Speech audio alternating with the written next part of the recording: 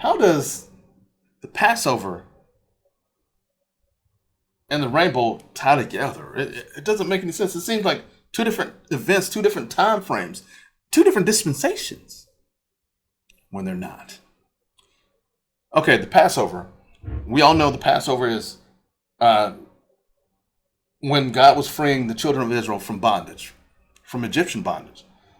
And he tells them to take the blood of a lamb that they had brought in, who didn't have a spot or blemish.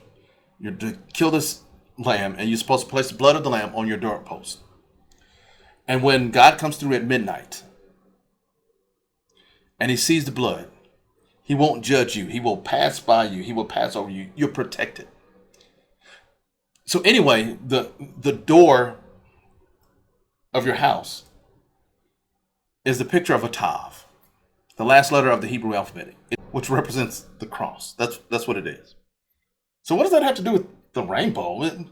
The rainbow and Passover are two different time frames, and one was with Noah and the other one was with Moses. It doesn't make any sense.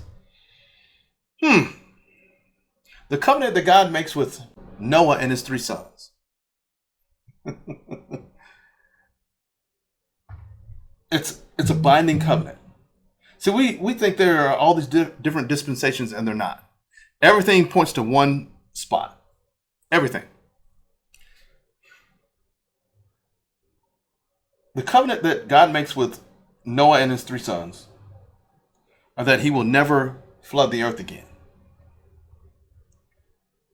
That he wouldn't judge the sin of the world like that again. That was a one-time event, once and for all.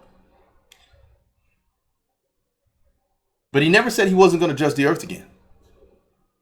He just says he wasn't going to do that. So he says, I'm going to give you a sign of my covenant with you. The sign of my covenant is the rainbow. And everybody talks about all these different colors and everything. Okay.